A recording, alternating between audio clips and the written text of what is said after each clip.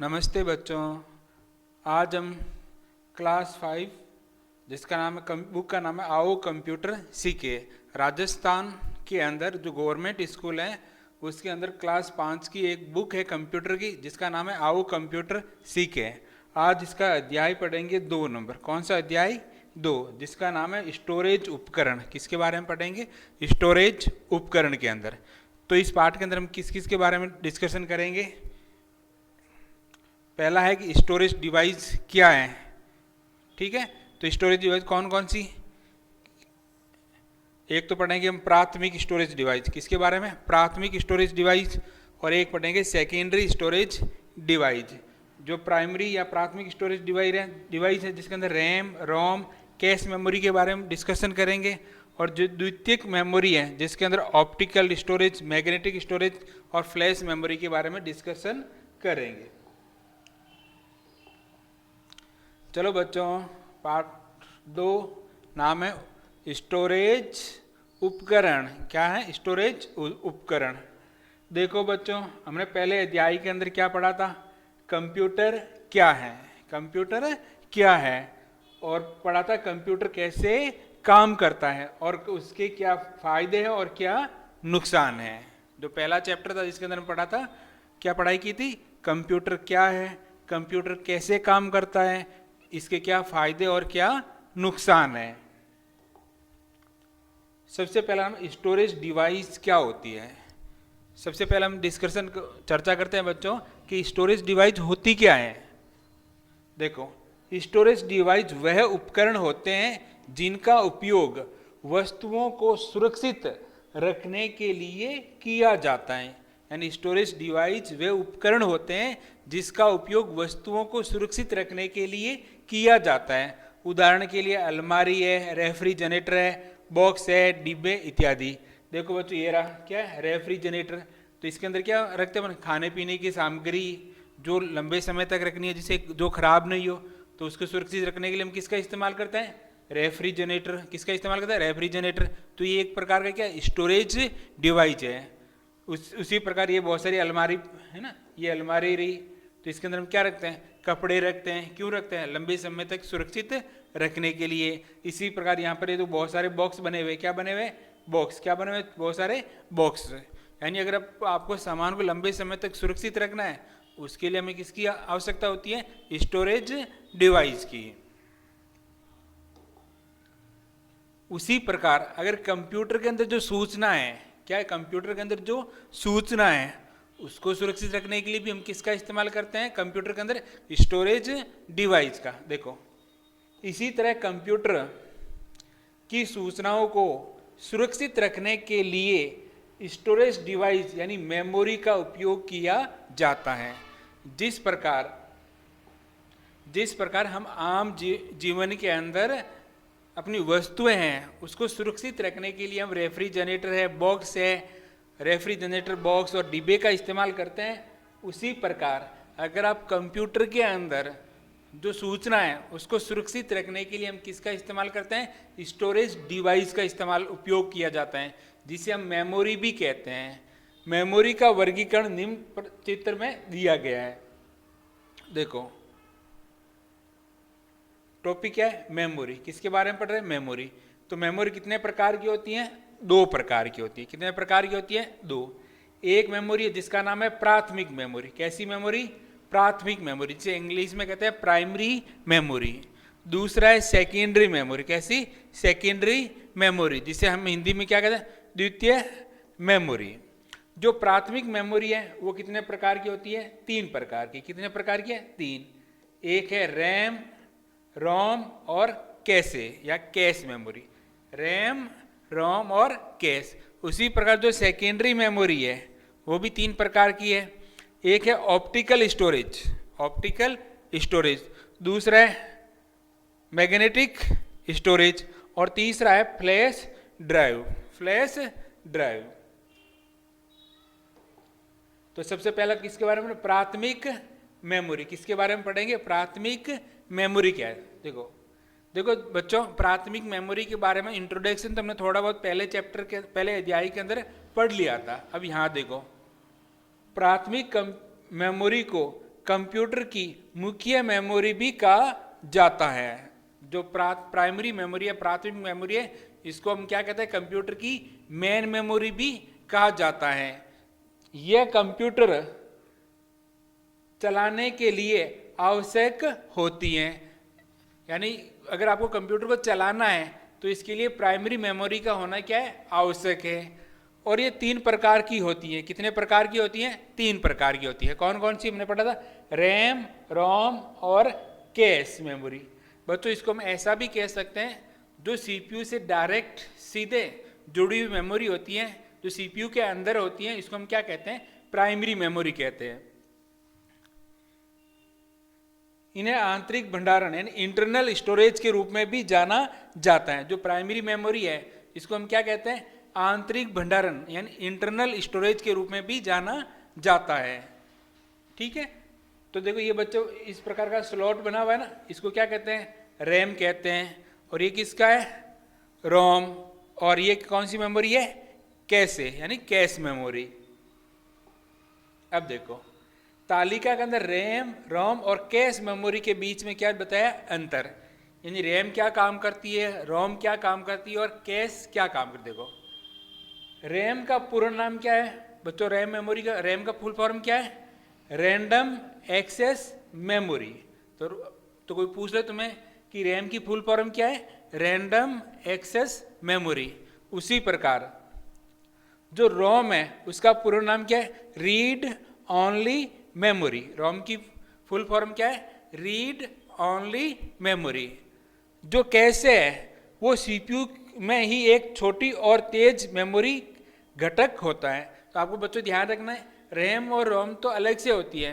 जो कैसे है, जो कंप्यूटर के अंदर जो सीपीयू लगा होता है ना, तो उसी के अंदर एक छोटे से चिप के रूप में लगी होती है। और ये सब इन दोनों मेमोरी की तुलना में क्या होती है? तेज होती हैं। अब अगला देखो, ये अस्थायी मेमोरी है यानी वॉलेटाइल मेमोरी है। तो बच्चों अस्थायी मेमोरी का मतलब है कि जब तक पावर मिलेगी यानी विद्युत की सप्लाई चलेगी तब तक तो इसमें डाटा स्टोर रहेंगे, और जैसे ही कंप्यूटर को पावर मिलना बंद हो जाए यानी कंप्यूटर को हम बंद करेंगे तो इस मेमोरी के अंदर जो भी डाटा या सूचना है वो अपने आप डिलीट हो जाएगी यानी हट जाएगी। तो रैम कैसी मेमोरी है? अस्थायी मेमोरी है, यानी इसमें जो सूचना है, जो डाटा है, वो स्थायी रूप से स्टोर नहीं होते। जैसे ही पावर सप्लाई बंद होगी तो उसमें डाटा अपने आप डिलीट हो जाते हैं। अब बात करते हैं रोम की। ये स्थायी मेमोरी होती है यानी नॉन वॉलेटाइल होती है। इसका आचरण कैसा है? नॉन वॉलेटाइल, अर्थात स्थायी मेमोरी होती है।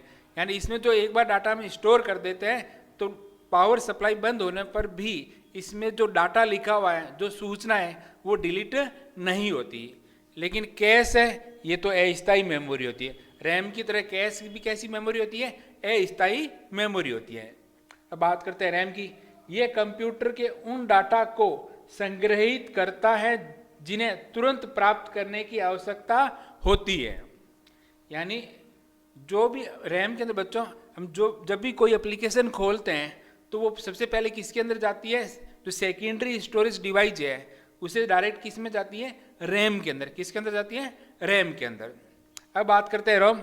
इसका उपयोग कंप्यूटर को चालू करने के लिए किया जाता है। तो देखो बच्चों जैसे ही पावर कंप्यूटर को ऑन करते हैं तो हमने बताया कि रैम के अंदर तो कुछ होता नहीं, ये तो अस्थायी मेमोरी है।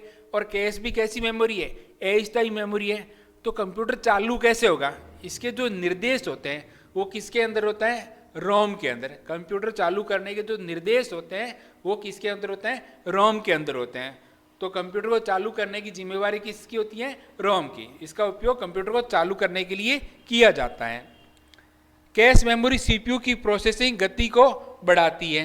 तो देखो जो बच्चों हमने कहा कि जो कोई भी एप्लीकेशन खोलते हैं वो किसके अंदर आती है? रैम के अंदर। लेकिन रैम और जो सीपीयू है, रैम की तुलना में सीपीयू की स्पीड क्या होती है? फास्ट होती है।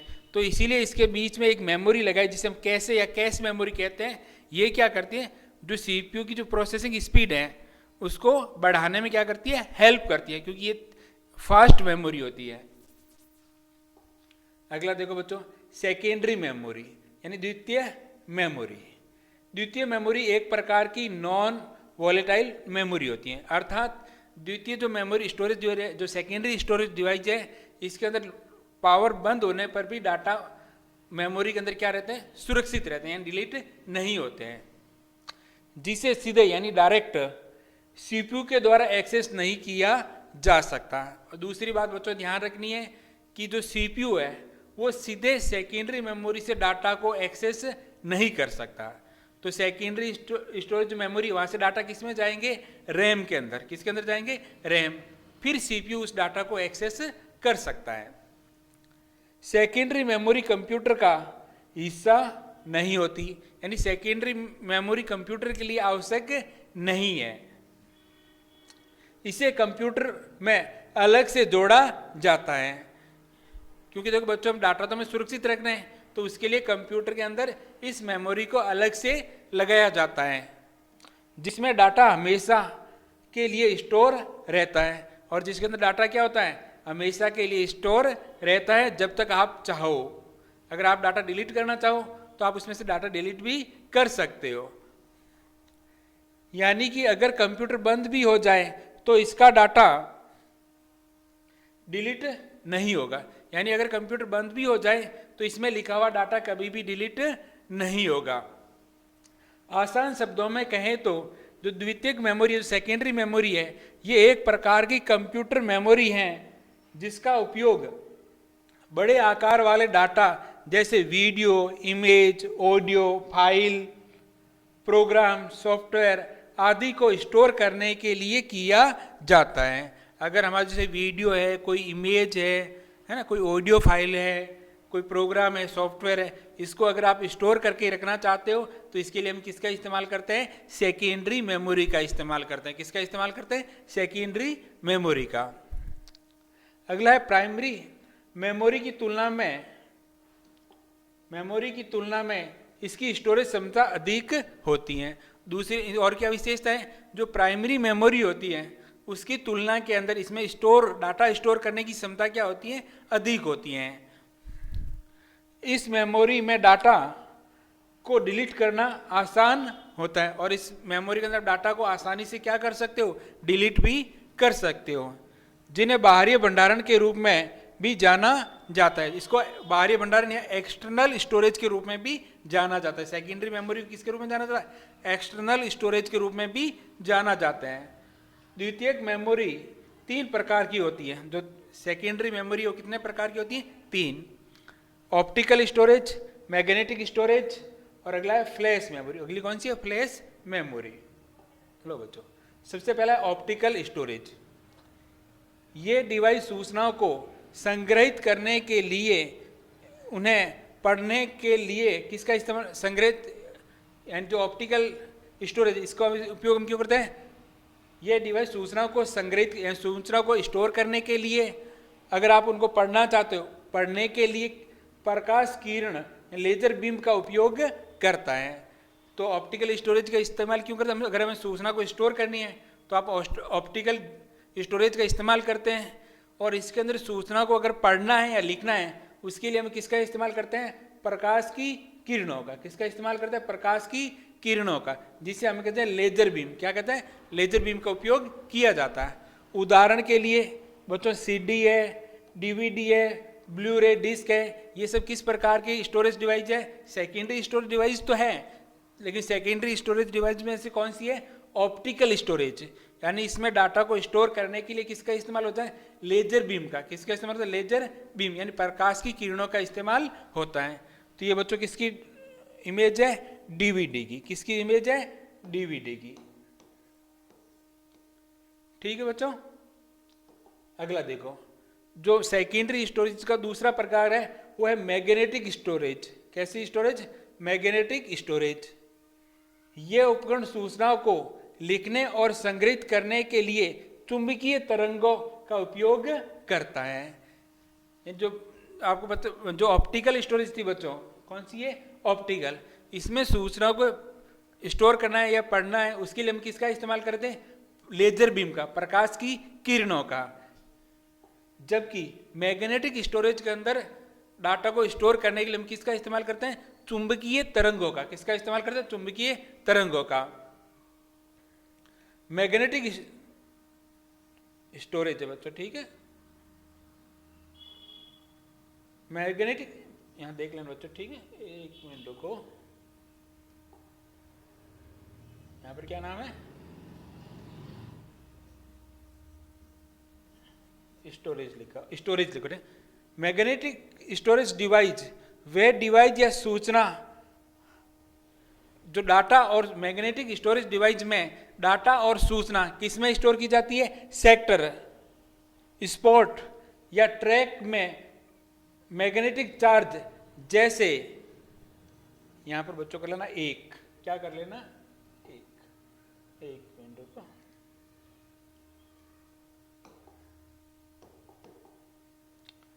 एक के लिए पॉजिटिव चार्ज और 0 के लिए नेगेटिव चार्ज के रूप में संग्रहित होती है।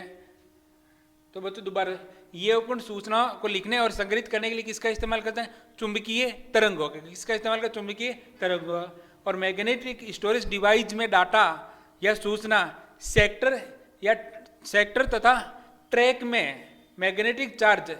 जैसे अगर वहां पर अगर मैग्नेटिक चार्ज पॉजिटिव प्रकार है तो वहां पर क्या लिखा जाएगा? एक। क्या लिखा जाएगा? एक। और अगर चार्ज नेगेटिव है तो वहां पर क्या लिखा जाएगा? 0 के रूप में संग्रहित किया जाता है। उदाहरण के लिए जो बच्चों हार्ड डिस्क है, फ्लॉपी डिस्क है, मैग्नेटिक डिस्क है, ये सब किस प्रकार के स्टोरेज है? मैग्नेटिक स्टोरेज डिवाइस है। और ये बच्चों किसका उदाहरण है? हार्ड डिस्क का। किसके उदाहरण है? हार्ड डिस्क का। अगला देखो, तीसरा प्रकार है हमारे पास फ्लैश मेमोरी। कैसी मेमोरी? Flash memory.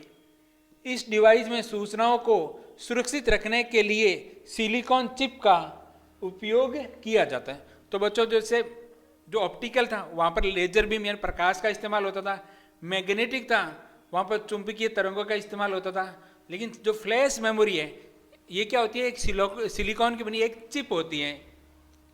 यह हार्ड डिस्क जैसे अन्य स्टोरेज डिवाइस की तुलना में अधिक गतिमान होती है। और ये हार्ड डिस्क से जो अन्य डिवाइस है उसकी तुलना में क्या होती है? अधिक फास्ट होती है। उदाहरण के लिए यूएसबी फ्लैश ड्राइव, ये देखो बच्चों, ये कौन सी है? यूएसबी फ्लैश ड्राइव, जिसे आप पेन ड्राइव कहते हैं। मेमोरी कार्ड पहले आते थे, सॉलिड स्टेट ड्राइव जिसे एसएसडी बोलते हैं, नॉन वॉलेटाइल मेमोरी एक्सप्रेस इत्यादि। ठीक है, तो देखो ये पेन ड्राइव हो गया, ये हो गया आपका नॉन वॉलेटाइल मेमोरी एक्सप्रेस, और ये होगी एसएसडी। अब बताओ, ध्यान रखना, इसको आप यूएसबी के थ्रू कंप्यूटर से कनेक्ट करते हो, ठीक है, और इसको केबल के द्वारा कंप्यूटर से कनेक्ट कर सकते हो, और ये डायरेक्ट कंप्यूटर के अंदर लगती है मदरबोर्ड के ऊपर। कहाँ पर लगती है? मदरबोर्ड के ऊपर।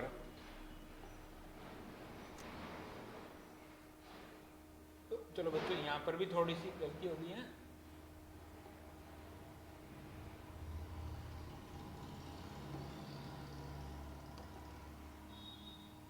यहाँ क्या लिखा हुआ? मेमोरी लिखा हुआ है, ठीक है।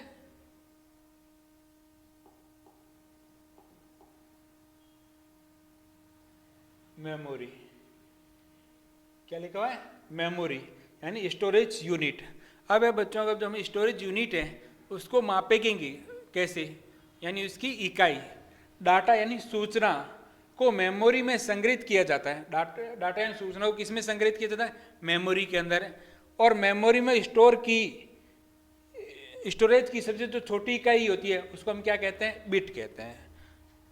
देखो बच्चों, मेमोरी के अंदर क्या स्टोर किया? सूचना डाटा स्टोर करते हैं, और मेमोरी की जो स्टोरेज की जो सबसे छोटी इकाई होती है, जो सबसे छोटी यूनिट होती है, वो क्या होती है? बिट, जिसे हम कहते हैं बाइनरी डिजिट, जिसे वो किसी में 0 और 1 के रूप में होती है, 1 के रूप में जाना जाता है।